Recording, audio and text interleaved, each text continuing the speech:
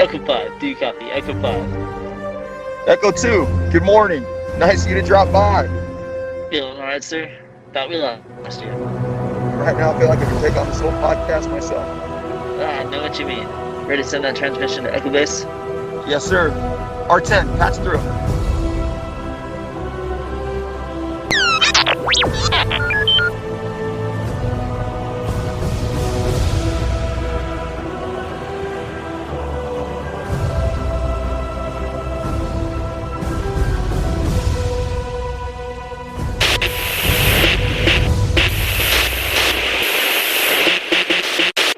All right, guys, welcome to another episode of the Hoth Transmissions. Tonight we're going to be discussing Revenge of the Sith and a few other topics. We're going to kind of throw in a little bit of Andor and some of the other projects that are going to be going on with Disney. So it's going to be a pretty open discussion. So we have a guest tonight. We have Nick Reeves from the UK. Tell us a little bit about yourself. Well, I am an original Star Wars fan, so I'm old enough to remember the original films coming out, so that ages me. And obviously, the first time they came to the UK about 6 months after the original release in America, so it's summer of '78. So no, Christmas '77 and early '78. My brother had his 9th birthday, and we all went up to London to see Star Wars for the first time in 1978 in February, and that blew my mind, obviously, and been a lifelong fan ever since.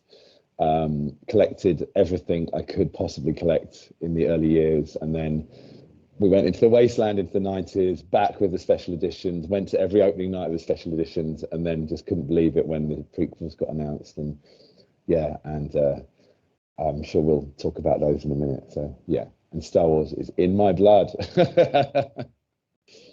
My Very, very nice. Yeah. So please tell me you still have a lot of your collectibles from the original stuff. I do. In fact, last year, so beginning of 2021, my dad had a knee replacement operation, and he lives back in the family house that I grew up in. And okay. I went down and helped him out. That was in lockdown in the UK. And while he was kind of recovering, I was like, right, I need to do this because I haven't done this for some of it for nearly 30 years. I thought I need to look at what I've got. So I went up into the loft, and thankfully, my dad was like, Nick, I'm not sure what the state it's going to be in. You know, it's been up there for years. And fortunately, everything had been bagged up really well in like plastic, and it all came down in like as good a condition as I remember putting it up there. And it was shocking. I just can't believe how much stuff I bought. So yeah, I have almost a complete vintage collection, and most of them come with boxes and instructions. And I kept all the backing cards for the figures and all the guns. And I mean, I used to really look after my toys. So they're in really good nick, apart from a few that sort of got a bit sort of rough and tumbled along the way. But yeah, I mean, it was mad. And then I did collect again. I mean, one of the best parts of Star Wars for me after the original trilogy ended was about 1992 or 3, when Lucasfilm authorized what essentially was the sequel trilogy set of books. And they were so phenomenal, and they were so brilliantly written. And I've revisited them recently, and I know that Dave Filoni and Jon Favreau have been sort of tapping into some of that source material, like Thrawn and all those kind of things, to kind of bring that back into the canon. But yeah, and then I collected again when it all came out again. So, and I was an adult and I had money, so I was able to really go to town and buy everything. It was insane, yeah. So yeah, there's a lot. I do actually have an Instagram page for my collection, which I haven't uploaded everything, but it is there. And every now and again, you can see a new, another, like I've put all the figures up. I do a page for each, a post for each figure and different stuff like that. So that's quite fun. And yeah, and so I have a lot of prized collection things. It's pretty awesome. It was really weird going back through it, like literally touching these boxes and magazines and things. That I used to get the Star Wars Weekly magazine every week on Saturday morning, and that was in there. They started that, I think, for Empire and Jedi. That's when I started buying them, and I've got the full. I think it's about 180 of them. And I've got number 1 to 180 Oh all wow. in the it's mental. And just looking at them, and I mean, basically, when they came through the door, they got delivered by the post boy, the newspaper boy on Saturday morning, and I would probably read them once, maybe twice, fold them up back in the box, and they were sort of, when I got them out, literally probably close to 40 years later, they were almost like they'd come off the shelf. It was mad. So. Oh dang, that's really cool. Yeah, I'm gonna have to see your collectible site. I've got to see all this, and Yeah, I'll yeah, post yeah, it yeah. for all the followers on the Well, hotspot too. I'm sure they'll love it. the name of it is THX. Hang on, no, sorry, Twin Suns 1138. So Twin Suns 1138. Okay, yeah, very cool. Suns Nice as little in the tribute. sun in the sky. Yeah, so yeah. Hmm. Very Yeah, cool. there's a lot of crazy little stories I've got from my life with Star Wars. Many, really, even to meeting George Lucas in his house, to other crazy stuff. So we could talk. Yeah, I was actually gonna say that because we're gonna jump right into Revenge of the Sith, We and are. I wanted to start with your experience of being able to sit with George Lucas to watch one of the first showings. So I need to. It was the first showing ever in the Oh, world of the film. the That's first showing. exactly what it was. And I'll tell you what it was, how it came together. So just to roll back a little bit to my brother's 9th birthday in 1978, when we went up in the car. I'm younger than him, and we sat in and we watched Star Wars, and we just couldn't believe what we were watching. Kids under the age of 10 watching Star Wars in 1978. It's mental. And then if someone had said to me that in 2005, which was sort of an eternity away at that age, someone said to me, you will be sitting in the makers, the makers' The house, makers. with him watching the 6th movie of this, what we thought was that was the whole story at that point. It had blown my mind, but there I was. The way it came together was MTV had a tie-in competition with Star Wars. Every time they had the new prequels, they were doing a tie-in thing. And I live in London, so MTV is filmed out of London here. And I got wind that there was a competition, and basically had to make a 30-second clip, film something about Star Wars. And Okay. that sounds kind of straightforward right now, but remember this is 2005, so Hmm. smartphones weren't really relevant. There was no social media. If you had a camera, you were lucky. You had to have a proper camcorder. It wasn't a thing that Okay. everybody had.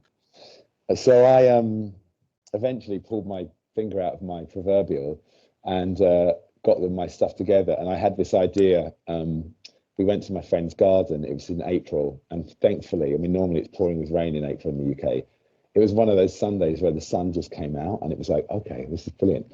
And I'd storyboarded this whole 30-second masterpiece, and it was going to be based on the scene in Return of the Jedi where Han finds out that Luke is Leia's brother after the destruction of Death Star. And at the time, I'm a musician, and at the time I was recording with this girl, and she ended up being my Princess Leia, and I was Han Oh, no Solo way. in the clip. And we turned it into a little musical piece. A magical musical piece for 30 seconds. And I also brought in some of my Star Wars figures. So we had long shots of all the figures in the grass, and I got the little bunker, the Imperial bunker set up as well. So we had that. Plus we had some Muppets, we had Gonzo and Oh stuff. my gosh. And I had about 8 friends pitching in, sort of running little Muppets across the screen and things. And then, I did it all in 30 seconds. And the final bit is the 3 ghosts. So you had Yoda, Anakin, and Obi-Wan in the background, and the revelation that Leia's Luke's brother, and that was it. And it's kind of fun. And then I sent it in, and I got a call about 2 or 3 weeks later from MTV, and they said, look, you're in the final 10. Can you come in on, and of course it was May the 4th. And I was like, anything you want me to do, I can be there. And they said, right, okay. And then they phoned up I think a day later, this is probably about 2 or 3 days before May the 4th, 2005. And they said, Nick, you're in the final 3. So when you come in, at the time, I was with my boyfriend, Andrew, and they said, right, both of you come in and you have to bring your passports. I was like, okay. So off we went into Leicester Square where they were filming. It's TRL was their show, Total Request Live. So it's a live evening show, 6 o'clock every night. And the one on the 4th of May, 2005 was all based on Star Wars Revenge of the Sith, or the sort of launch of the film, which was due out 10 days later. So we rocked up, and I then had to do, there were 2 other finalists, and we were sat in the studio, we were interviewed, and then they showed each of our films. And the other guys were really good too, like no one was kind of like obviously the best one, I don't think. Everyone done something a bit different. And then we had to do like a Star Wars mastermind competition. Oh, okay. There were 2 rounds, like knockout rounds. And basically, round 1, they showed 30 seconds of characters on screen. And you had to then, after that, write down as many as you could remember. And I was a bit of a maths head. I'm a bit of a maths head. And as I was watching these characters come up, I thought, okay, they're showing them in alphabetical order. So I started being able to clock kind of more logically what the Greedo to Cy Snootles to Bib Fossina, whoever. And then when we did that, we then had to write it down. And I think I sort of got double the amount that anyone else got.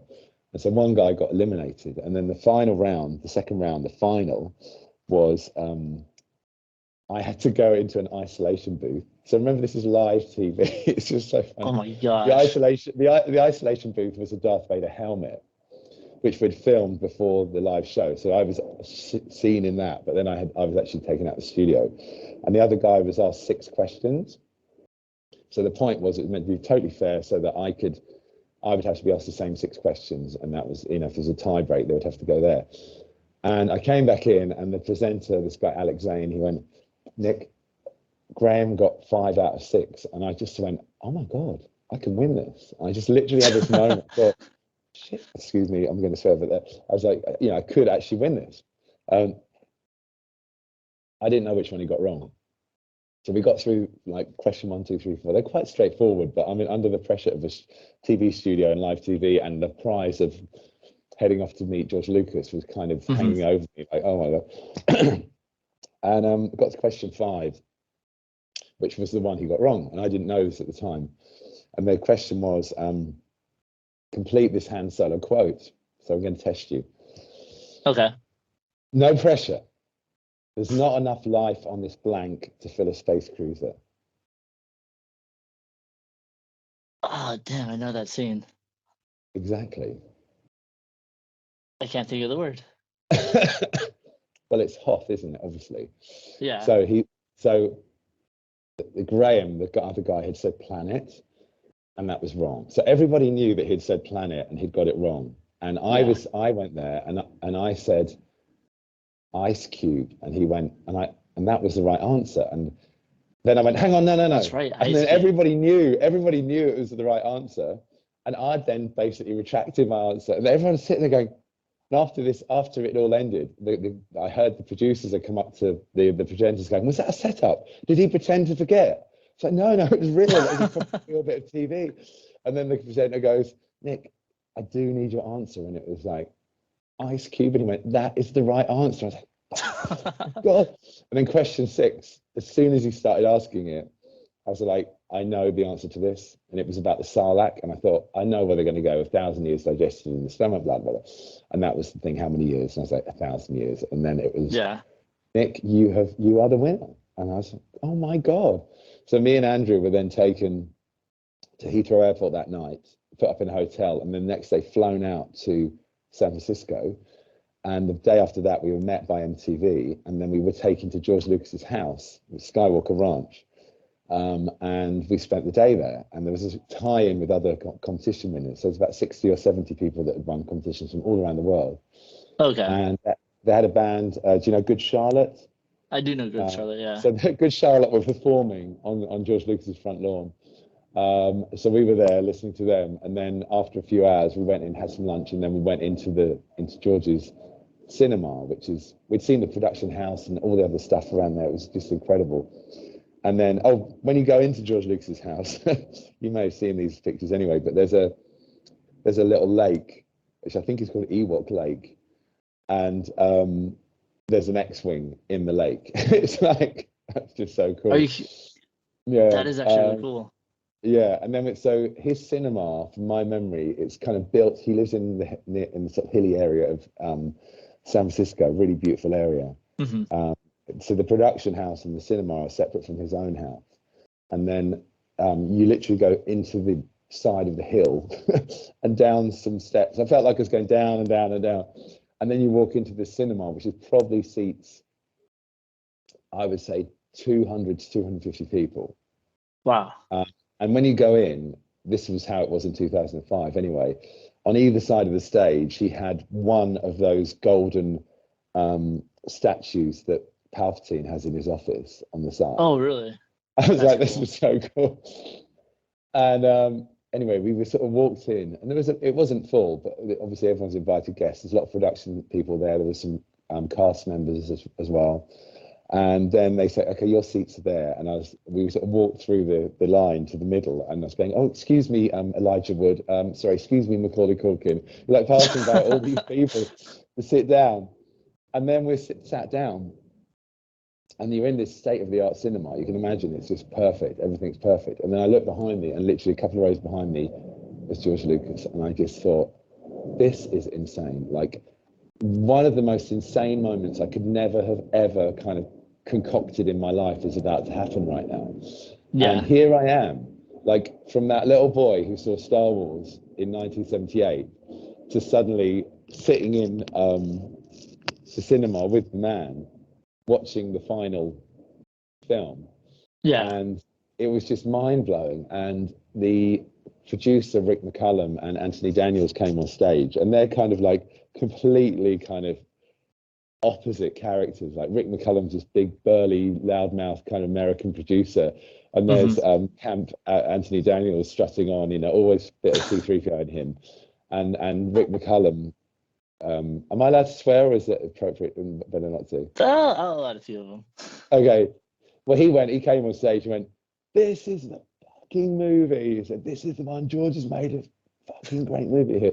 And there's Anthony Daniels going, oh, yes, well, yeah, everyone, it's a great film, And then Rick McCallum went, you guys are the first people in the world to see this film. We were editing it this morning, and you guys are going to be the first people to see it. And I was just like, oh, my God.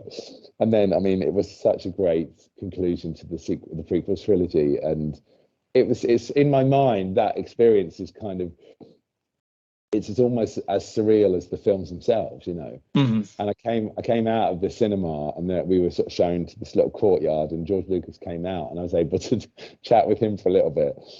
And I just thought, oh my God, like, I did that thing which probably every major Star Wars fan would do, which just went into like verbal diarrhea.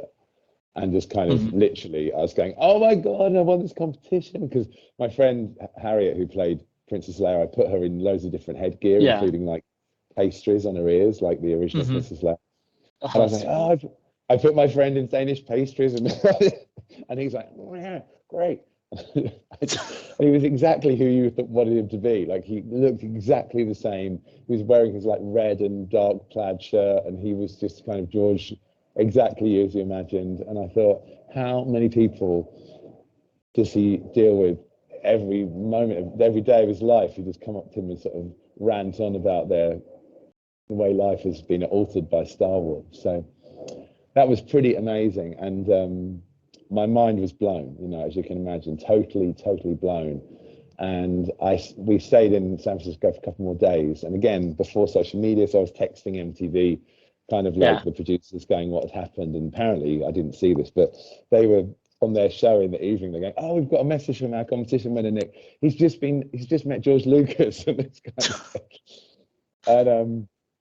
And then I came back to London, and 10 days later, I think 15th of May 2015, probably around that time, there was the premiere in Leicester Square. And they had another show tying in with that, and they had Hayden Christensen on the show. And they invited me back on as the first person in the world who'd seen Revenge of the Sith. Oh, that's so cool. So I had to go back on and then review, with no spoilers, the film, which was very easy to do because it was so good. And I also, because I knew Hayden Christensen was going to be on the show, a few weeks before, we'd had Toys R Us had released all the new toys for Revenge of the Sith. Okay, the Midnight Madness stuff. Yeah, and I'd gone up to a midnight opening in North London to the biggest Toys R Us, and Dave Prowse, original Vader, he was there doing a kind of, celebrity signing thing. So I bought the Revenge of the Sith Vader, and I got Dave Prowse to sign it. And then when I knew that Hayden Christensen was going to be on the TRL show, I was like, right, I'm taking in my Vader signed by Dave Prowse, and I got Hayden to sign it as well. So I've got double Vader signed Vader. Oh, that is so cool. Yeah. And then they had in Leicester Square. Do you know London at all? Have you been?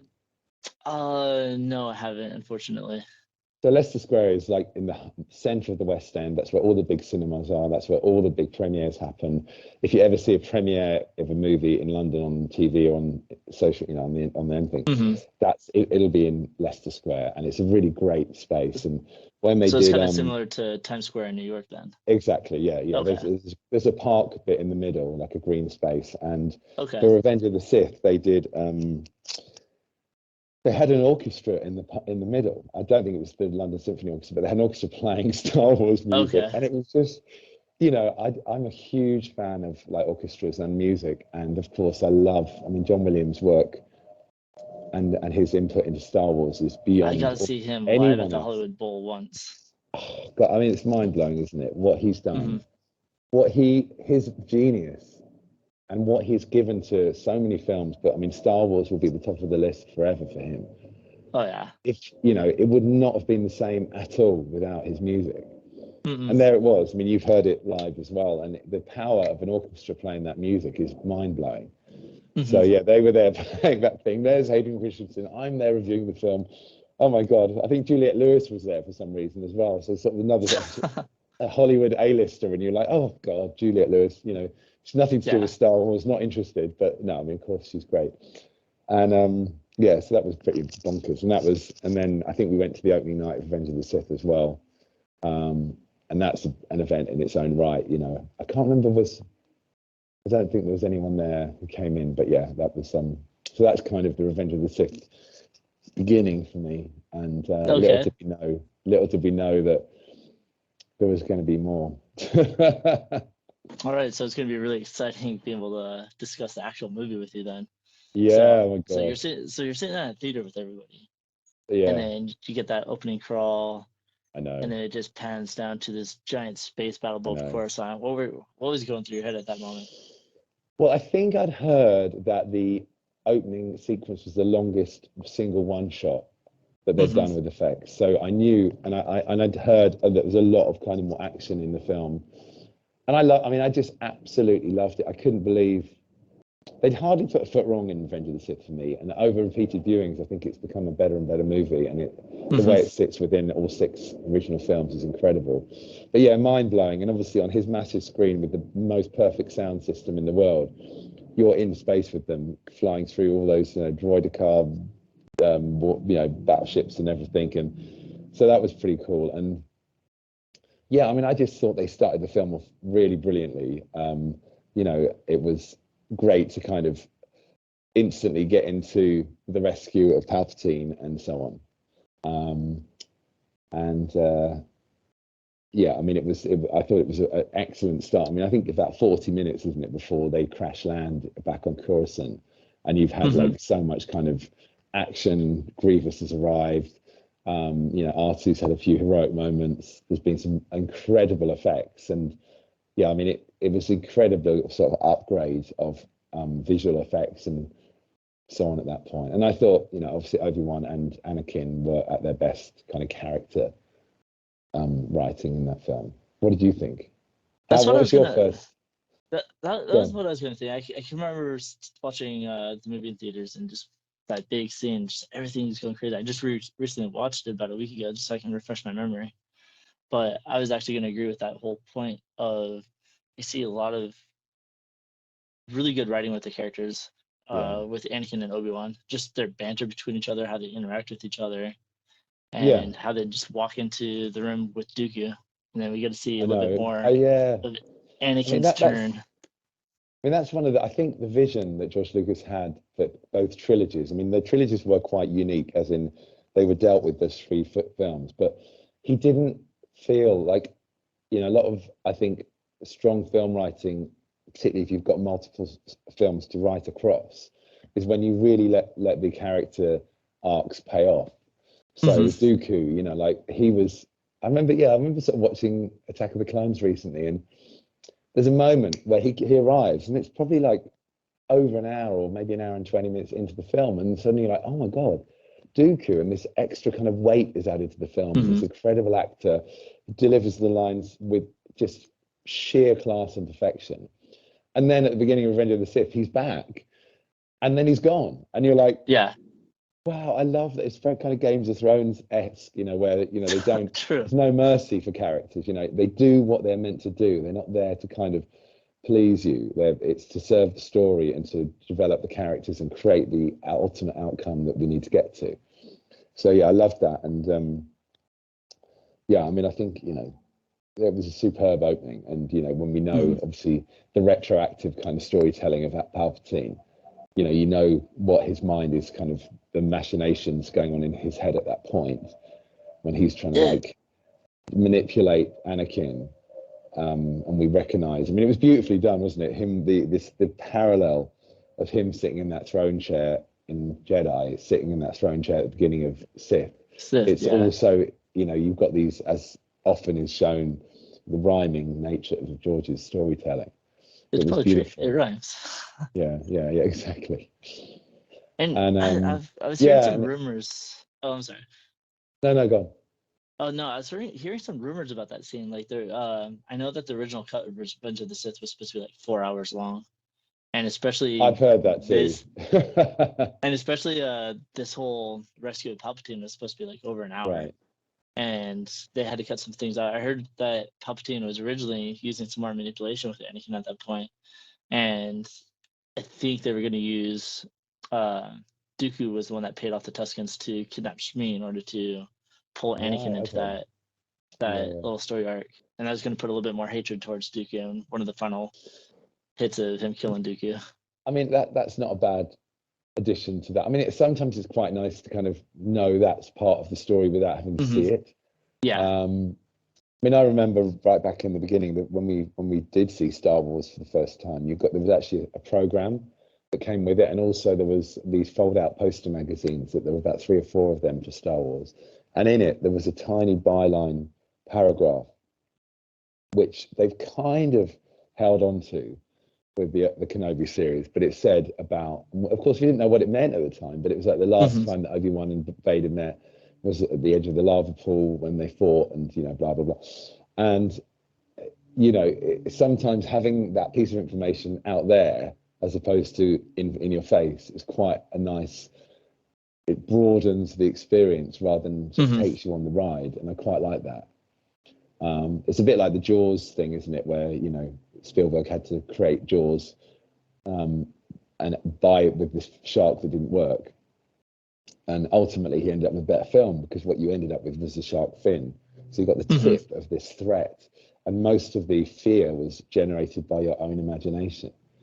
Right. And so with the Star Wars thing, this sort of knowledge of who, say if Dooku had done some deal with the Sand People, sort of knowing that is quite powerful.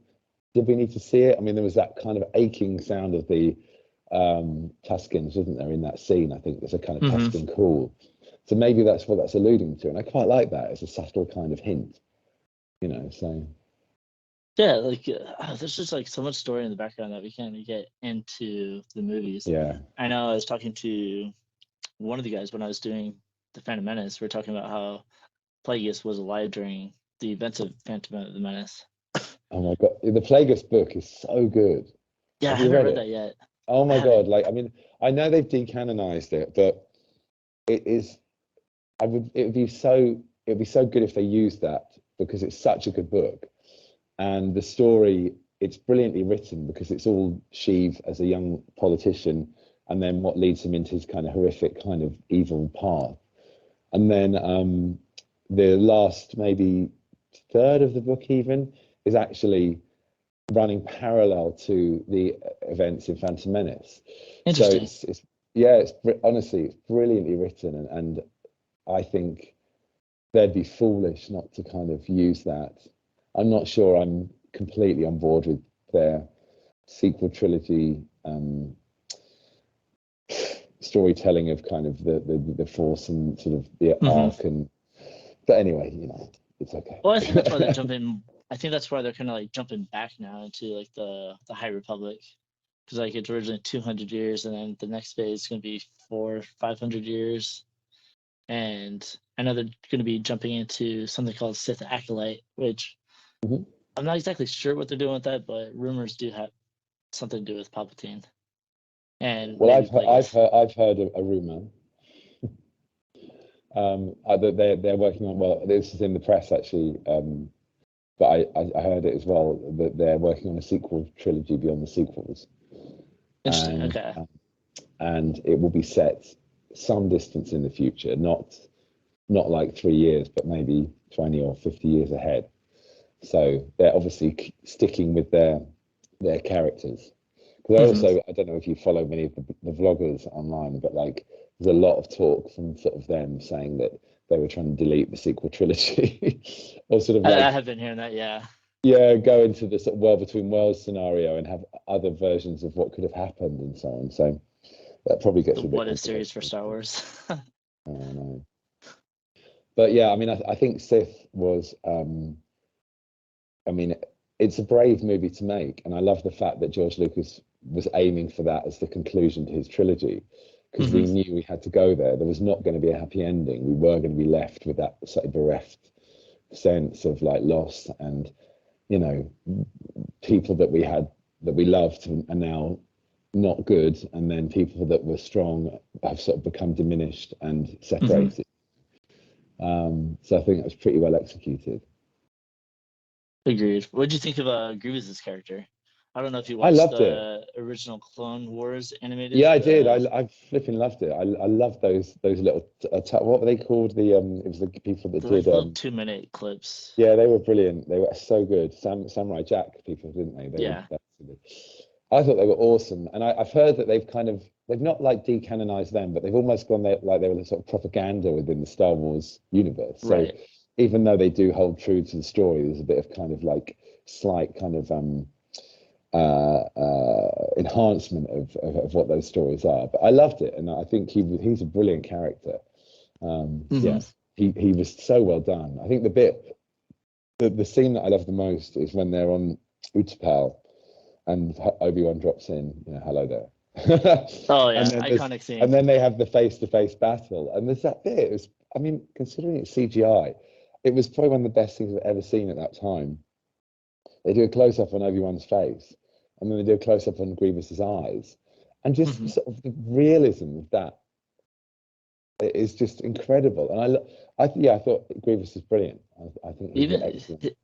His CGI even stands up to today's standards. Like completely, yeah. Like I was watching it a week ago, and didn't even think about CGI. I was like, oh yeah, that's Grievous.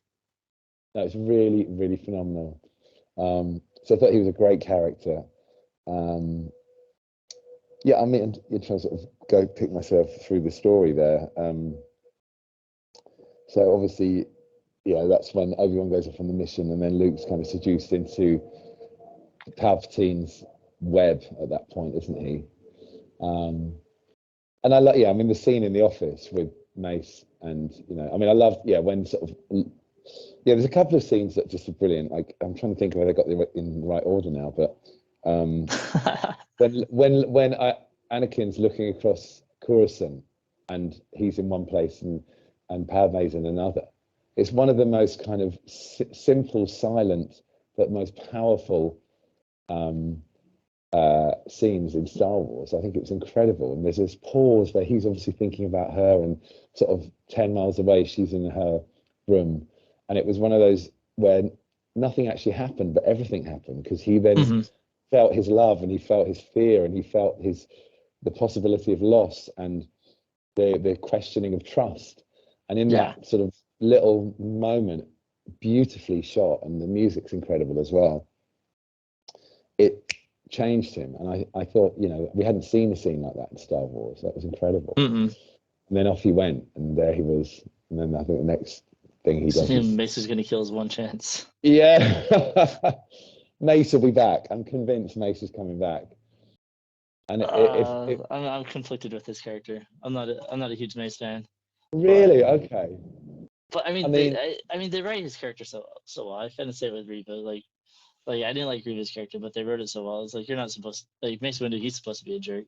He's supposed to be very untrusting and questioning. He's like, all right, we got this kid that just came off of Tatooine, and for me, I guess the angry version of a Jedi was just kind of very interesting for me.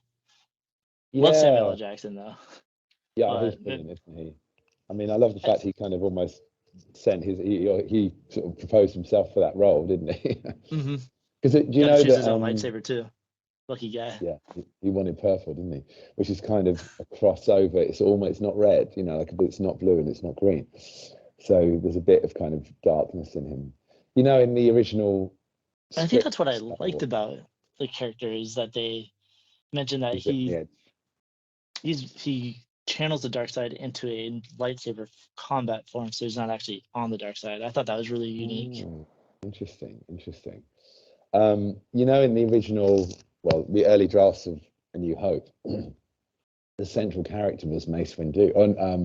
Was Mace, wasn't it? I think he's mentioned there. I think so, yeah. Yeah, so I think Utapau's mentioned as well. And these are all names that George sort of hung on to, and they went, we can use that now. And, I think that's, again, testament to his brilliance. I even thought that was, speaking of like names, I find it very interesting. Coruscant was actually taken from the books, and Lucas decided to keep it as the central planet of the galaxy. So I thought that was actually really cool. Just being able to see that in motion. Yeah. And I think we're going back. Well, obviously we went back there slightly in Kenobi, didn't we? Which is kind of cool to see. And I mean, it was a very kind of like Shakespearean payout in Revenge of the Sith, isn't it? Like this kind of deception and kind of like your master and sort of losing the ones you love, and then what it does to your soul. Your soul gets kind of lost. No, I was actually watching because like knowing Anakin's story, like just knowing this whole story going on, it's like after they crash land, Anakin does this whole poster boy thing. He goes back to the apartment to see Padme, and then they start talking about the children, and they're like, oh yeah, what should we name them? Blah blah blah, and you're just, as an audience, you're just like, oh man, I'm so sad because these two are not going to be able to see them. I know. And we get that bit of loss that we're throughout the entire movie. it's a good setup, and I think I'm jumping right forward, but I think in a way that it would have been better. It would have been better at the end of the film if Anakin had actually force choked her to a level that she couldn't recover. Because I think there was that funny line, like, we don't know what's wrong with her, but she's lost the will to live line. She's completely healthy. Yeah, it's like, well, it could have just been the fact that Obi-Wan had seen him force choke her and go, look, I think she's irreparably damaged from her, for Anakin to have done that as well would have been even more kind of torture for him in the long run. So I thought they missed, because he killed her out of anger. Yeah, exactly, and that was the dark side taking over. So he couldn't even. There was no way back from at that point. Very ironic for his character. Everything he's doing to save her, he ends up not. I know, and it's very tragic. Being twisted by somebody who had an ulterior motive. Obviously Palpatine's motive was quite clear. I do like. I've sort of heard this quite a lot. The notion of the Sith energy being like an eternal thing, where you sort of, the fact that you've got this rule of two, the master and the apprentice, and eventually the apprentice kills the master. And I heard this quite recently, and it makes a lot of sense, and I like this very much, which is because I think in one of the original scripts, I don't think they got around to filming it, there was going to be this thing that it's about the energy passing out of the Sith master into the apprentice to become the master. So it's like this eternal energy that gets passed on to a new, better body when the body's decayed and so on. And when they were doing Rise of Skywalker, there's a few versions of the script around, and one was like that his ghost or energy was going to leave his body, and it was literally going to be like pursuing to get into Rey's body around this sort of room, and she would have to sort of battle all this kind of energy. And I thought that was quite interesting. That might have been interesting. Yeah, so it kind of makes sense in terms of if you're possessed by this kind of Sith energy, the dark side force, then it takes you over and you're completely sort of consumed by its power and its kind of intention. And I guess in a bigger picture, you've got to then go, well, where does that originally come from? Why does it exist? Why is it on the hunt for a new body? What's the point of it? So, I was actually just thinking about that whole story arc in my head, because I was thinking back from Rebels, where they kind of talk about the Ashla and the Bogan, and one of the original ideas for the Jedi was that there's a balance. There's no Jedi, there's no Sith. There's just the Jedi, and so to balance each side, if you're too light, you went to Bogan. If you're too dark, you went to Ashla to kind of balance out. And so I think one way they could have done it is that somebody went to dark side and just created that energy out of the dark side, and then that's where it started. That's where I was thinking it started, because that's kind of how it happened with the Jedi and the Sith in general, is that the balance is kind of separated. I mean, the interesting thing is when the balance is achieved, it seems to create sort of a neutral state, doesn't it? So it doesn't. It's like everything gets laid to rest and everything's at peace. So it's almost, that's kind of the status of it. But obviously, you know, there are 1,000 generations, and then suddenly this divergence occurs in the Force, which then creates something to occur, and then, you know, the Sith awaken to kind of then rise up again in the Phantom Menace. You know, that's quite an interesting. Why do these things? I mean, that's true of kind of humanity in its own way. You know, we have long periods of peace, and then something occurs which causes disruption to our lives on planet Earth. I was lucky. I met Dave Filoni. Lucky. Yeah, I mean, this is this is going to sound really knobby, but I filmed on episode 8. Okay. I was a rebel soldier, and I mean, you can't see me, unfortunately. You can see I'm in 2 of the other films, which you can see me, and that's another story. But yeah, so we were filming that scene. We did 2 days, and we were filming the scene in the hangar bay where Holdo and Leia say goodbye, and also the bit where Holdo shoots her gun and sort of tries to kind of take over. And there was a lot. It was amazing. So Ryan Johnson was obviously directing. I think Kathleen Kennedy was around, but there was lots. I mean, like Carrie Fisher was around, and you know, oh my goodness me, Laura Dern, and then 3PO. I think Poe Dameron was around, and even like Daisy Ridley was just hanging around on set as well. And there was about 150 of us as kind of rebel soldiers and kind of engineers and stuff in the hangar bay, and it was incredible because they had like majority of the underbelly of the ships had been made, and you were sort of basically playing in amongst these amazing sets. There were robots, and there were gonk droids, and there were transport kind of machinery things going on. And they did a whole sequence where we were all on set. It was a massive set. And then they were like, okay, everyone take a break. We're going to do a bit with the main actors. And I just stayed around. And there was no one kind of going, you've got to leave. So I just stood around, and, you know, I got to see loads of stuff happening. I was standing right behind Ryan Johnson as he was directing Laura Dern in that shot where she comes through with her gun and stuff. And then as I was hanging around at one point, this guy with the Stetson walks by, and I'm like, oh my God, it's Dave Filoni. And it was at the point where, let me think, that would have been 2017 they filmed it, I think. And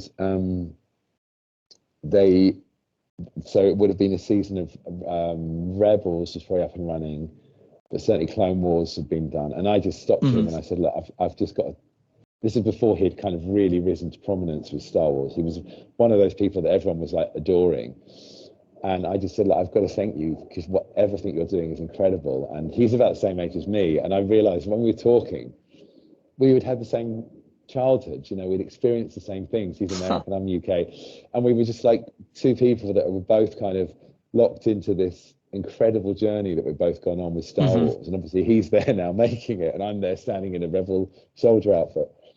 But you know, it was just joyful kind of moment. And he's really, really lovely, and you could just tell. Like, I think one of the greatest things about Star Wars right now is that we've got him and his understanding, because he spent a lot of years with George Lucas when they made the early seasons of Clone Wars,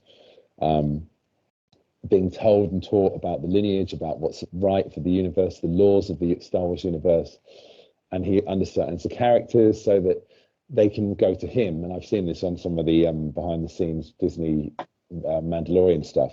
They'll go to him and say, in Star Wars lore, can we do this? And he'll sort of qualify whether that's appropriate to fly a ship a certain way or have a character do a certain thing. So that was pretty cool. But we're completely going across away from Revenge of the Sith. But what next about Revenge of the Sith? What's the next topic of discussion? I was actually gonna talk about Palpatine a little bit, just like his whole character development throughout the entire film. I find most of his interactions with Anakin very interesting, because it seems like he's got everything planned out, because he knew that the council was going to go against him by putting Anakin there. He already knew that was going to cause a disruption. So Palpatine, like, I love his character, and I think, what another great stroke of genius to cast Ian McDiarmid at age 37 to play in Return of the Jedi. And then he's like, you know, even at the time, I think Lucas had said to him, be ready, because we're probably going to go back in time and you'll be playing this older statesman who will then become the most evil man in the universe. And I just, it's brilliant. And yeah, he is. I remember there was even like, I didn't get that far, but there was even talk about giving him an Oscar for his role in Revenge of the Sith. I don't think quite got to that level, but people were heralding his performance and the character. Brilliant actor. Yeah. And he just did it. So it's such a difficult, to take that role on, because obviously within one film he transforms from being the trusted, deceiving advisor. Senator type. Well, what was he then? Chancellor, wasn't he? What was his role? No, he was I think he was a senator in Phantom Menace, and then he manipulates everybody to lose trust and Chancellor Valorum, and then he just kind of continues to grow in power. And then he called himself the Emperor, didn't he? So yeah. But yes, even from scene one in episode 3, think about like what they had to achieve with that character to the very end of the film. But he's then like in that horrendous kind of like medical center, creating his own Frankenstein, his monster. And people will overlook, I think, the relevance of that character, because he was the puppet master, wasn't he?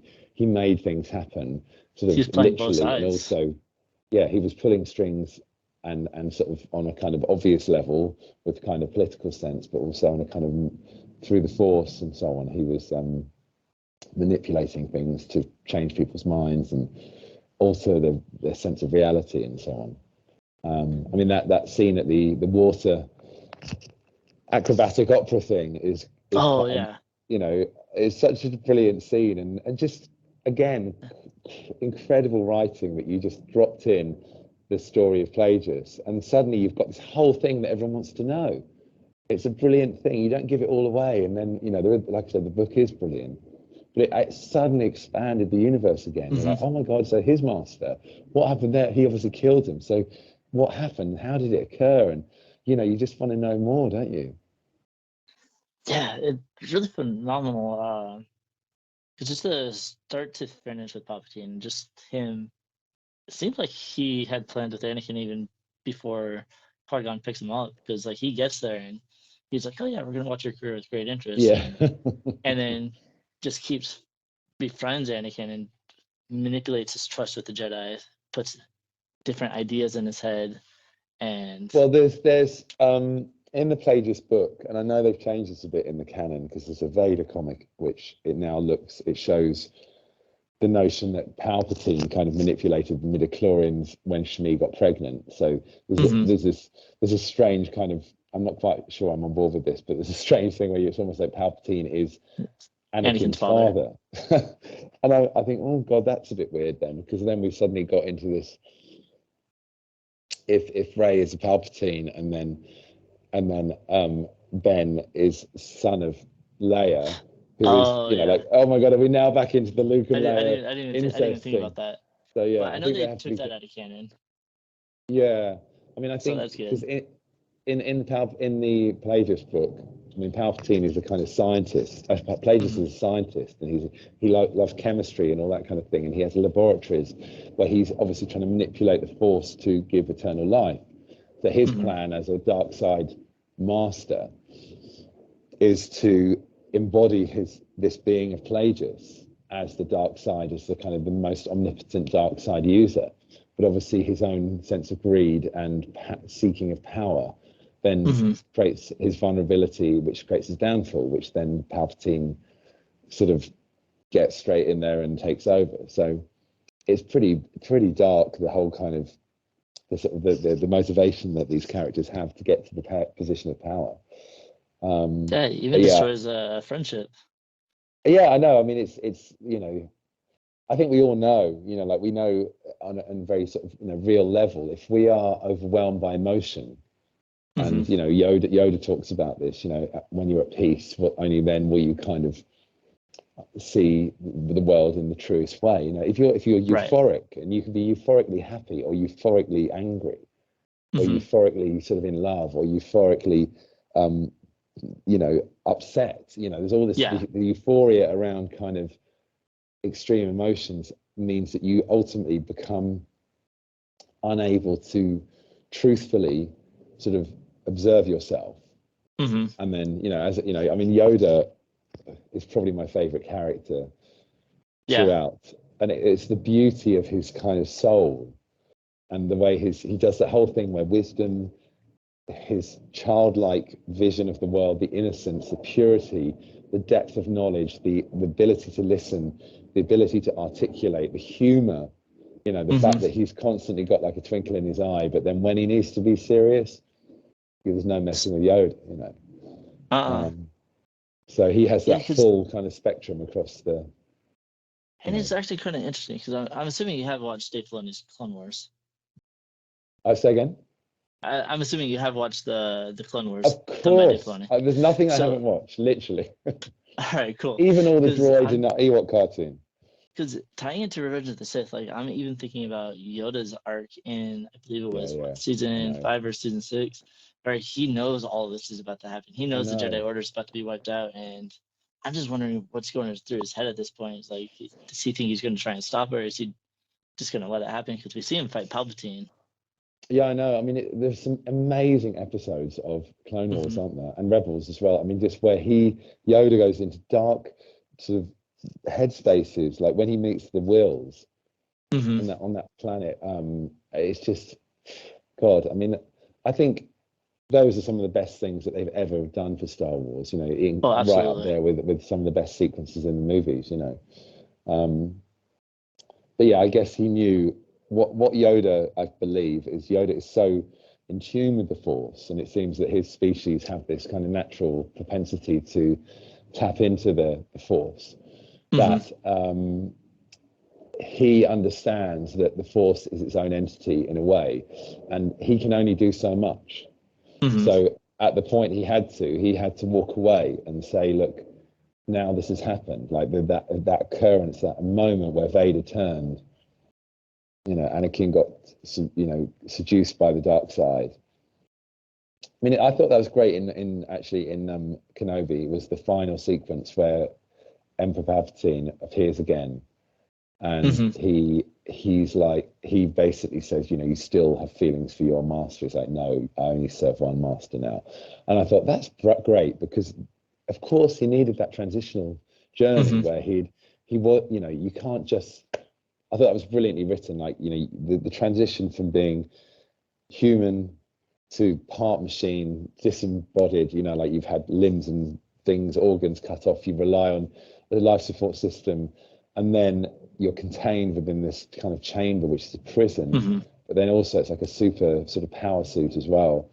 And then there's a moment where he was able to let go of all of that relationship that he had with his past master. And then I thought, okay, now I'd love to see a Vader series based on that point forward now. True, actually. Because he's now into this sort of the most sort of riddled with anger and sort of the dark side of the Force that you could get. So yeah. Even like going all the way to Kenobi, starting from Revenge of the Sith to Kenobi, like we mentioned, like how Anakin and Kenobi, their relationship was like really refined at that point. Yeah. And their banter with each other. Then you go into the film, and then Obi-Wan's trying to counsel him. It's like, oh yeah, you're the youngest person on the council. It's like, that's still an honor. And then it gets to the point where Palpatine's talking to Anakin. Anakin's sitting in the thing and in the council meeting, and they're like, oh yeah, I think Kenobi should handle Grievous. Yeah. And then Palpatine goes back and says, honestly, you should be the one doing it. And so you just continue to see this deteriorating friendship manipulated by Palpatine, even to the point in the scene that you mentioned. It's like, oh, you still have feelings for your masters. Like, no, not anymore. Gone now. Yeah. And so that's it just really good. kind of all ties together. It's crazy. Yeah, it really is. They've thought that through very well, I think. And I think there was some amazing tie-ins from Kenobi into those parts of the story of the Revenge of the Sith as well. And I mean, Padme was a well-treated character in Revenge of the Sith as well. I think she had a good. She sort of was written well, and she's such a great actress. I think Natalie Portman's brilliant, and I was thinking, is she gonna crop up? Is she ready to kind of make a cameo into one of the new TV shows? I was hoping her voice at least. Yeah, well, it would seem because she did that in Thor, wasn't it, or Avengers or something? They did like a retro sequence with Thor and her character. Obviously, she's in the new Thor film as well. But so I was thinking, okay, well, maybe she's up for this, and she looks so good. I mean, she still looks. She could easily be Padme again. With a bit of extra de-aging, but I mean, she doesn't need much. And that's what I was kind of hoping out of Kenobi, is like a little bit more of Vader's perspective. I would have loved to see him just sitting there contemplative, standing on the bridge of the Star Destroyer, staring out into space, and then have like just some thoughts of Padme or just her voice. Do you know what? I think they did enough, because one of the criticisms of the Kenobi series really is that at times it deviated from his character arc. Have you seen or heard about the Patterson Cut? The KP one, yeah. I actually watched it. I actually liked it. Yeah, and it's great because there's a lot of flab in the Kenobi show, which is part of TV production, I guess. Yeah. And I mean, there's so many things I loved about that show. And I thought one of the things was I loved the way they treated Vader. And in a way, exactly what you said, I'd love to see that, but I don't know whether it was for that film, because I think... No, I agree on that. It's just fan wish. In a way, that's another part of Vader's vulnerability, isn't it? Like his memory of and his feelings for, and of course, but the big part of the Vader story will be when he finds out he's got a child still alive, that she's still, she gave birth. That'll be a moment that can change his actions and his motivation. So that could be sitting. Have you read the comics? Because that actually happens in the comics. Oh, do they? What happens in the comics, after New Hope, Vader hires Boba Fett to find out who blew up the Death Star. And so Boba Fett goes to, I think, Kenobi's homestead, and Luke happens to be there. And then Boba Fett finds out last name is Skywalker, brings it back to Vader. Vader hears the name Skywalker and gets pissed. And his whole motives after that point is pissed off at Palpatine and trying to figure out how to bring Luke to help him overthrow Palpatine. Okay, well that I think I have heard that, and I like that. I think that's because that ties into Empire. Yeah, because join me and we can rule the galaxy. Yeah, and exactly. Yeah, that's good. So I mean, there's a thing we could see one day. Quite cool. Oh yeah, absolutely. That's one thing that, oh man, I know a lot of people are criticizing like Disney and all that stuff. Like even when I mentioned like where I mentioned like the whole Padme thing, I actually felt like I got satisfied with that because I own the Oculus. They actually Yeah. touch upon that in the Vader Immortal Okay. series Wow. there. Yeah, you can actually catch it on YouTube. I'm actually trying to record them and put them on YouTube so people can go through the story that don't own an Oh Oculus. God. Okay. Right. I don't know And anything about that. So. yeah, and then the comics are doing a great job at expanding a lot of the stories. And I Yeah. know a lot of people are like criticizing Disney for they're actually doing a lot of cool stuff. Just maybe not on screen, but because they're still navigating there, but they're getting there. And Yeah. there's like hit Yeah. and misses, but the comics and the books, I think they're striking really well. Brilliant. Well, that's good to know. And I mean, Hmm. that material could potentially end up in live action at some point, which Hmm. Oh, absolutely. Um, yeah. I mean, in terms of I guess the big part of Sith was the final duel, wasn't it? Really between Anakin and Obi-Wan, and kind of how that Yeah, I played think out. the three duels there. I think the Mace versus Palpatine, Yeah. Yoda versus Palpatine, and Anakin and Obi-Wan. Yeah. Yeah. And I was kind of curious about like the whole Mace Windu. Like when he comes in with the three other Jedi Masters, they get all wiped I out know, pretty like quick. literally, they're like bonk. I did read about that. There was a criticism about that, and I think it was literally that it's sort of deemed that Palpatine's sort of Sith energy is so powerful that they become Hmm. almost like paralyzed or useless in that Hmm. space. And it's only because Mace Windu has a lot more power and Hmm. strength that he survives to fight him And one touch on one. and Mace Windu touches on the dark side a little bit, so it wouldn't Yeah, affect him as much. yeah, Because I know they yeah. touch upon that ability of Palpatine's in Battlefront 2. There's like Okay. an ability where emanates this energy, and all the other characters it kind of deems them slow, like their movements, their force abilities are Wow. kind of a little weaker and whatnot. And so I think that's their way to kind of explain it. And I think kind of pretty much what you said you're reading. That's where they kind of That's. like I mean, it needs to tossed be it. something because I think in one of the Clone Wars, you've got Kit Fisto like holding up like oceans of water or some Yeah, crazy amount of like machinery or something, and then suddenly bonk, stick him yeah. with a with a lightsaber jab, and he's gone. Like And but I mean, it's really interesting because they kind of talk about like Palpatine doesn't even like using lightsabers. He's more kind of like Yoda, where they're yeah, more force at cerebral it. and yeah. And I know he used to have two lightsabers, which we saw in Clone Wars, and then he loses it, and he had that backup one. And so they get into the whole fight with Mace and Palpatine. Palpatine knocks them down. Do you think Mace actually beat him, or do you think Palpatine let him knock him down because he sensed Anakin coming up? Well, no, in my opinion, it was all about tempting Anakin over, wasn't it? Like he knew Hmm. that because Anakin had a relationship with Palpatine then, so he knew that, and that was just after that scene where he'd been thinking about um, Padme from afar, and then he just Hmm. suddenly had that moment where he went, "I've got to get there now. Something's happening," and off Yeah. he went. And he turned up. So yeah, I mean, it's everybody was a pawn in that exercise, Hmm. and yeah, for sure, there's no way it was all done for show, and Palpatine was prepared to. Because another thing, he was able to then kind of use his scars and his kind of reverse lightning energy on Yeah. him to then stand up in front of the Senate and go, look what's happened to me. The Jedi did this to me. I'm scarred beyond Yeah. for life, and this is what they're about. So yeah, Hmm. it was all part of the ploy, and then the allegiance from Anakin was so much more straightforward at that point. Hmm. So yeah, I think it was it probably hadn't. I don't know. I mean, yeah, I mean, whether he knew exactly what was going to happen, or whether he just thought, well, if I do this, then it will make something like that occur, and it just so happened that Hmm. in walked Mace with those other three Jedi, and sort of that Because was I do kind of what he know, needed.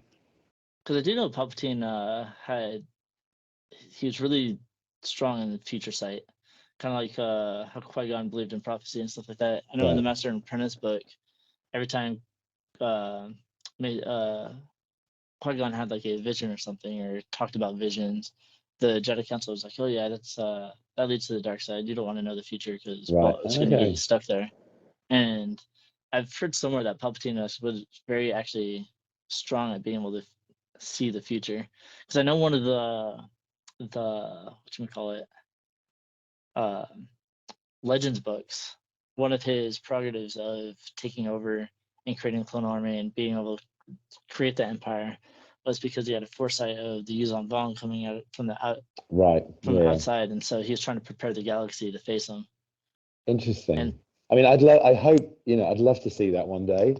I mean, there's been talk about kind of the new dimension, riffing the fabric of the Star Wars galaxy to bring something new in, and that would be pretty awesome if you've got those Yuzan Vong do come. I really like that story arc. I know a lot of people hated it because, I mean, a lot of the books were kind of like just political and just very like drawn out and boring, with the galaxy's politics going in, with the Empire trying to work with the rebellion.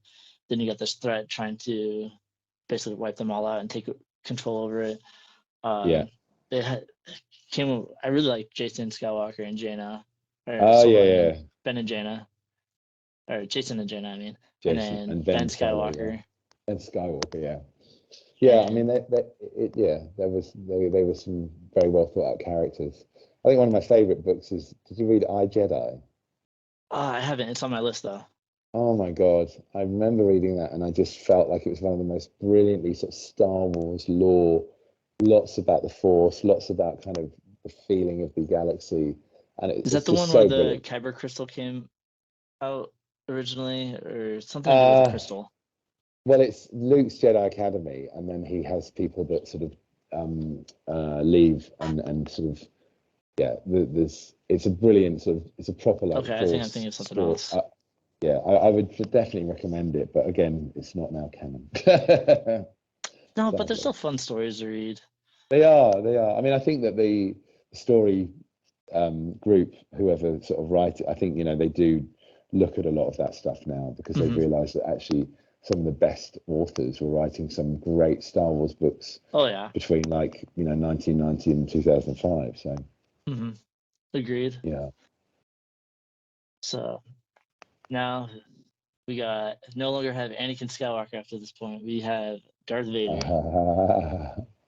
And jump into Mustafar. This is like one of the biggest battles that everybody was like really excited to see. I remember like watching the originals. Like the story was how Vader got into his suit was he fell into a pit of lava, and so this is the one that was like, okay, so how did that exactly happen? And so the moment that Padme arrives, to the point Obi-Wan steps out of the ship, which really draws Anakin. It's like, all right, whatever, you guys are all betraying me. Can't trust anybody now.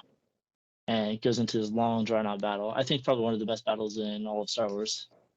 It is, and we were waiting for it. And I think George Lucas decided to go for it. I think it got a little bit kind of gamey, like gameplay towards the end, but I think majority, like probably about 90% of it was phenomenal. And but yeah, I mean, like all that stuff in the control room where they were like equal on their power force holds, and they're originally going to put like this little force field when they did like that little force push that they did on each other, but I guess Lucas didn't like how they're going to do it, and so they just kept it invisible, which I actually personally liked. I think visually it was better with nothing there. Yeah, it's just like you then your mind tells you about that energy. You don't have to see it necessarily. You tell a story good enough. You don't need all that fancy stuff. Yeah.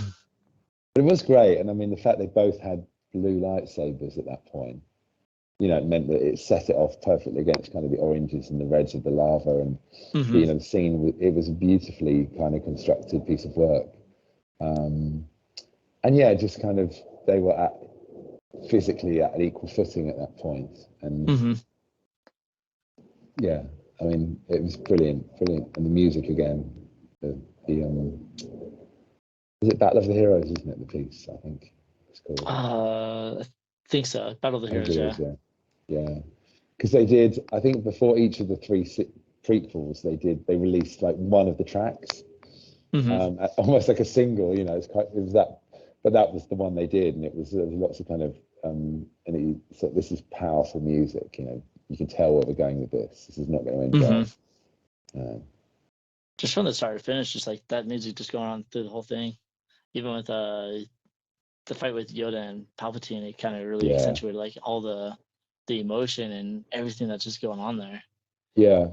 I mean, it was funny that fight between them two, because it sort of, it got a bit hammy at times, you know, like when like Palpatine's legs end up in the air and Oh this kind yeah. of thing.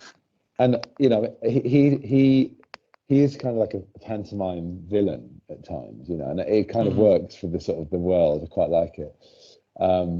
But yeah, there's some brilliant bits in there. And I think my favourite bit is when he's in the Senate and he's literally like destroying it, throwing around those like booths and smashing The them up. platforms, And yeah.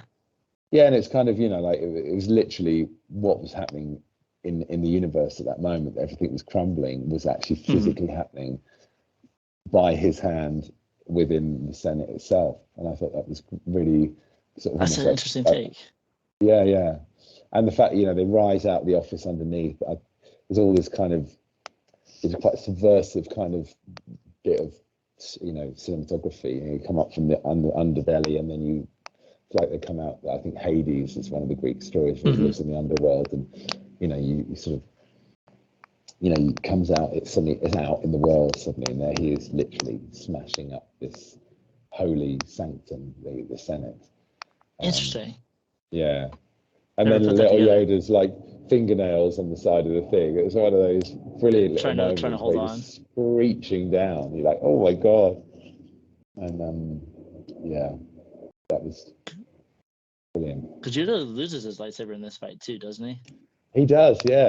So I mean, obviously we've learned that most Jedi get other lightsabers along the way or have another one in the backup, so we can't worry too much about that. But yeah, he dropped it, and because I think, do the stormtroopers pick it up? I can't don't remember. remember. Yeah, I can't remember. I just watched it too, I'm but I don't remember that. sort of muddling it in my head with other scenes now, but yeah.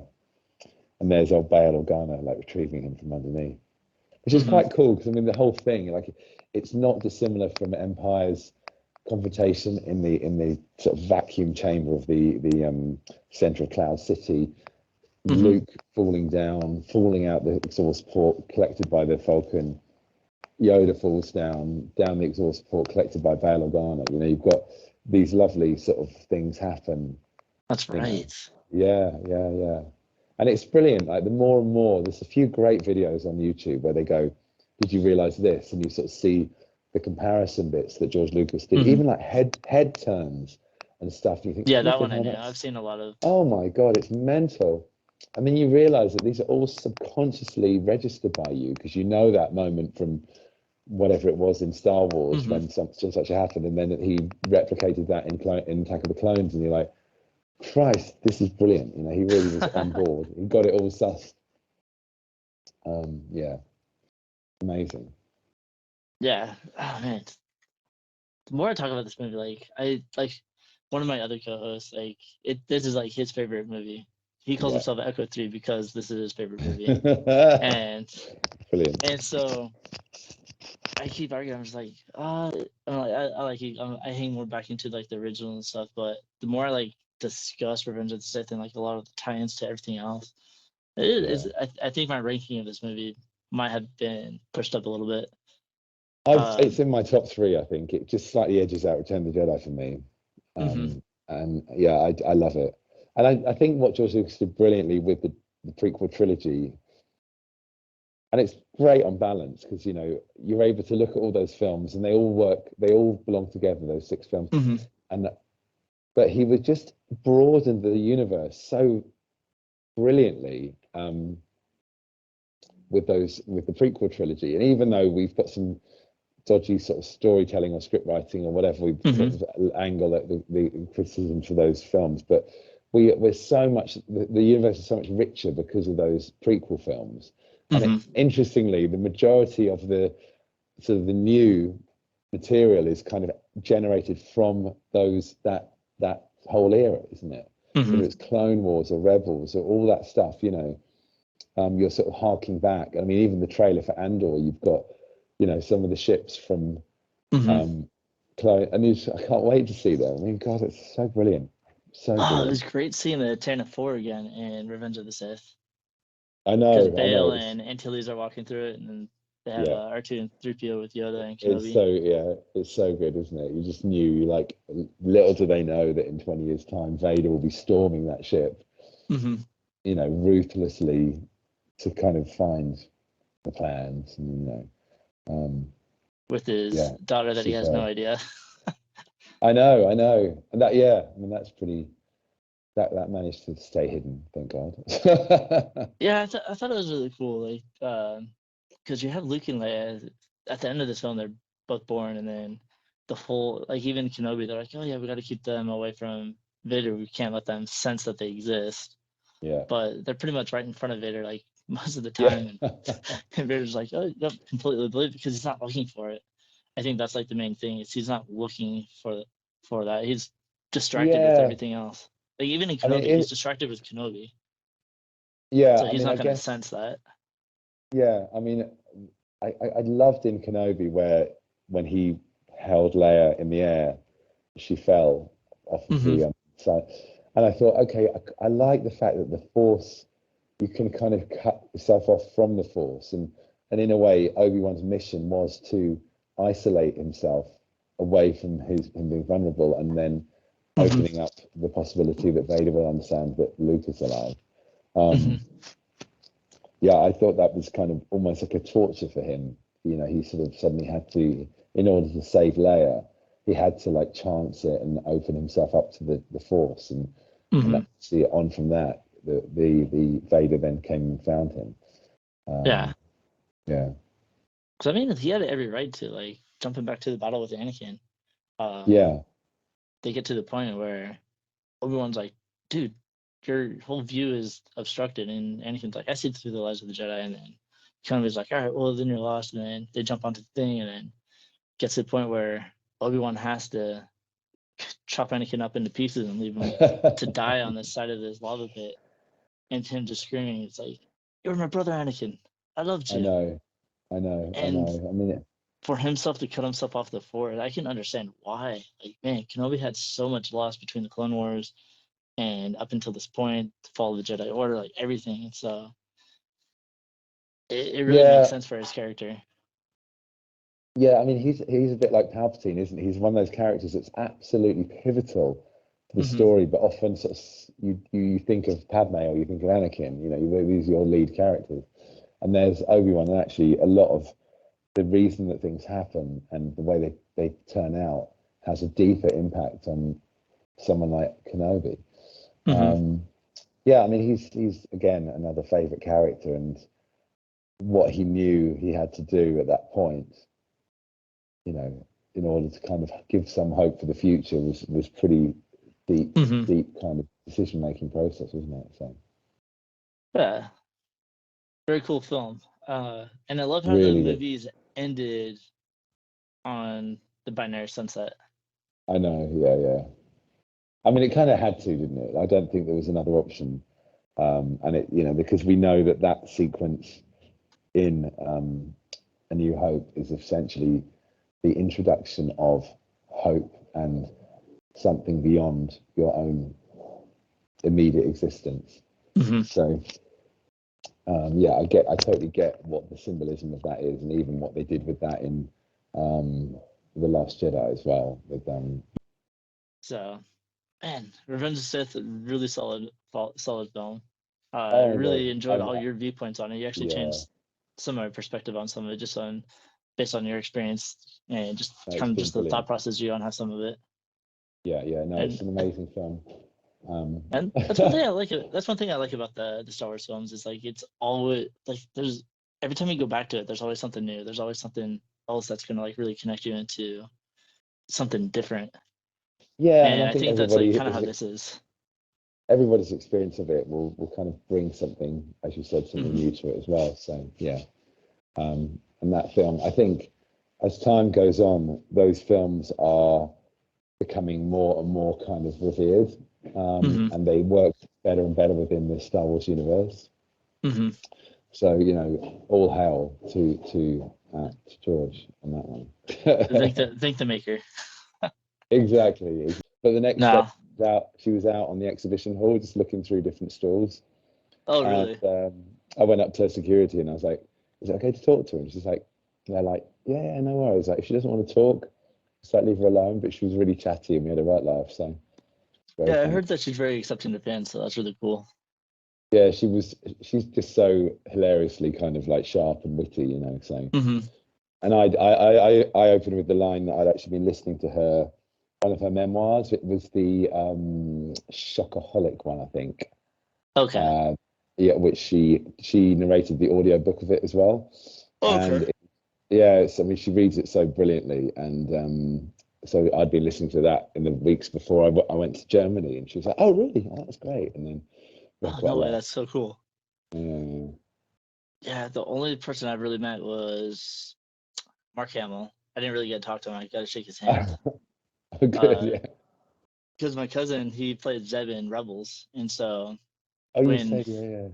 so he was in Orlando when I was in Orlando for the celebration, and I'd gotten let's show you this picture. This is like my most prized possession. This right here, Oh, and wow. so my cousin's. I was like, please. I'm like, I really want to get this signed by Mark Hamill, and he's like, yeah, let's go do it. And so he got his little signature right there, little authentication right He's there. not one for signing, is he? He's kind of known for No, not he likes signing. he likes interacting with fans more than he does like just Yeah. signing autographs, and so he's more interactive with the pictures. But it was kind of a disappointment getting to meet him, not particularly because of his character. It was Yeah. more so he was grieving so hard for Carrie Fisher, he didn't want to be there. Like he was having such a hard time being there, and so you I can can really see it. imagine. So I Under got to shake his contract, hand. probably, yeah. Yeah. Well, you know, I mean, the outpouring of love for her was insane, wasn't it? I mean, it still is, still remains, you know, Oh like yeah. tragic that she kind of what happened. But then considering the life she's had, it may not have been the most unexpected ending for her, sadly. Yeah, sadly. But man, just her personality, just her contributions just to the film industry in general has just been Yeah, yeah, phenomenal. totally, Let alone 100%. a lot of people forget, like she's one of the first strong female characters that we've ever seen Well, it on is screen. ironic, isn't it, that, you know, like in this kind of new era of Star Wars where they're sort of desperately trying to create iconic characters, they seem to be ticking boxes rather than really just thinking about what makes a great character. Yeah, And you know, exactly. a lot of the narrative is about kind of, you know, diversity and inclusion and, you know, women characters and stuff. And ironically, you know, George Lucas consciously or unconsciously created one of the most iconic female characters ever, you know, and Yeah, he within did it that whole twice. kind of hmm? I said he did it twice. We even had Padme. Yeah, I know. I mean, but even like as well as like Mon Mothma, I mean, like when she appeared on Oh yeah, screen in Jedi, you're like, okay, this woman is full of respect. She's elegant, sophisticated. She's in controls the control. room. There's no sense in any way that that was a subservient kind of subordinate character. And yeah, I mean, it's a shame. You know, the world is changing, and part of Yeah. the, you know, part of pop culture, part of pop culture's mission is to kind of move and evolve with the changes in time and reflect them. But I think sometimes, you know, people try and run before they can walk with what's meant to be happening. Hmm. And you know, we've seen that in a lot of the Disney work, especially Star Wars. So, and it is a shame Yeah, because like some of the, you know, the actors that play these roles are very good actors, and they end up getting lumped with shoddy scripts and sort of really bad kind of character writing. awkwardly shoehorned character elements, and you think, God, that's painful for us to watch. It must be pretty awful for them Oh yeah. to be part of. But yeah, uh, Yeah, it's pretty cool. yeah. A lot of interesting stuff going on in just the film industry in general. Like even surprised that Marvel's being able to handle everything like pretty fluidly. I think Yeah, they're yeah, probably one of yeah. the stronger franchises that we got in today's time. Yeah, I mean, I mean, there's so much going on, isn't there? Arguably, again, a bit hit and miss. And I'm Hmm. not in any way as wedded to Marvel as I am to Star Wars. You know, Oh Star yeah, Wars definitely is not. way head and shoulders above everything else in a Hmm. massive way for me. And but you know, I remember when Disney bought Star Wars, and you know, there was a bit of rumbling even then of like, oh my God, what are they going to do to it? Yeah. And I actually thought, you know what, I don't care. I mean, like somewhere in what they produce, there's going to be some great new work, Oh and yeah. I'm here for that. So Yeah. if they make a few cock ups along the way, then we're going to have to live with it. But I mean, arguably, in some of the original, pre-Disney work, there's a few cock-ups along the way, but we've got there in the end. So I'm okay if they keep, because I think one of the things that the fandom could end up doing is sort of taking the momentum out of Disney's agenda. So it could be, a bit like George Lucas at the end of the sequel trilogy. There's a video of him saying that if everyone just slags you off for the work you're making, why on earth do you want to make any more? Yeah. There is a bit of a danger that could, because the people who are so vocal kind of create such a kind of a strong kind of opinion swell, whereas actually they don't represent maybe the majority. It's kind of a voice within the sort of fandom. But yeah, I hope that. I think Andor is going to be possibly the surprise hit. I think so too. Just visually, like just watching the trailer, it just seems so cinematic. Yeah. Seems like they had a little bit of a higher budget. Yeah, and it's just the expectation is a lot lower. Like we're not dealing with legacy characters in the same way, and there is a kind of sense of like, Mon Mothma seems to be a quite key character in this show, and it's a very interesting thought of like how she kind of develops into that very powerful, very underground and respected role. So I think it could be really good. And obviously Diego Luna, Cassian, he's a great character, and we're no doubt going to see K2SO. I think not in series 1 though, isn't it? He's coming in series 2, I believe. Oh, okay. Interesting. Yeah, there's 24 episodes in total, and there's 2 seasons of 12 episodes of each. Right. And so I think we're going to be left on a horrendous cliffhanger at the end of episode 12, which is going to I'm trying to sort of work out what that, because there's a time jump between series 1 and series 2. Right. I'm not sure how long it is, but it's at least a year. So presumably something cataclysmic will occur, which will then spur the proper inception of the rebellion to kind of come together in season 2. So that's true, because it's supposed to lead right into Rogue One, isn't it? Yeah.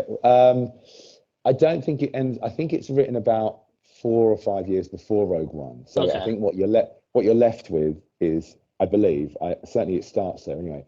I think you're left with him, Cassian, having made that decision that his mission now is to, not support the Empire and to kind of find an alternative kind of, subversive route through to make people, to not let the Empire destroy everybody's livelihood. So I wonder if they're going to keep like the same theme that they did with Rogue One, kind of like the darker side of the rebellion.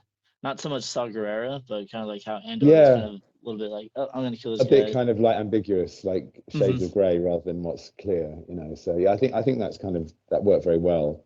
And in a way, in life, as we know, the world has been split by many non-obviously political things in the last sort of 10 years, whether it's to do with COVID or for UK Brexit and different presidents and prime ministers and all this kind of stuff going on. But if you're not careful, you're sort of, the people that you are very close to can become split with because of an opinion. So, I think, that's kind of what they're going to implement that into the Star Wars world, which is like, we need to unify over a mission to kind of overcome the evil of the universe, not might have to sort of sideline some of our principles in order to do that, for the greater good. So well, that'd be cool. That'd be cool underlying message to it. Yeah, well, Star Wars is a morality story, and that's ultimately what George Lucas wanted, isn't it? He wanted to kind of rewrite the sort of mythological fairy tales like Robin Hood and King Arthur and the Greek stories and all that kind of thing, which are deeply based in kind of the laws of simply good and evil, and sort of and also the thing that often happens is the tussles that you get within a family, and we sort of bloodlines, how it's a bit like Game of Thrones, isn't it? Like how powerful that is when your evil brother sort of, you suddenly got to fight your evil brother because he's done something horrendous. That the tussle, the sort of the soulful moral tussle that you have to deal with. So I think that's what George Lucas has always done so well. is he's kept it very, very simple, you know, like whether it's the Mhm. mother and the son, like Shmi and Anakin, or whether it's to do with, you know, the revelation of Luke and Leia, or whether it's to do with, you know, obviously Vader and so on. And in that kind of, that's almost like Greek mythology, you know, it's as strong as that, you know, the relationships we have with our parents and the lineage we have. What do we take with us? What can we let go? You Yeah. know? Yeah. Very interesting. All right, guys. Thanks for listening.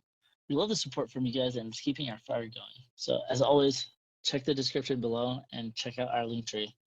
We have awesome collectibles from entertainmentearth.com where you can find basically any collectible you're searching for, and we have links to specific ones we have our own eyes on.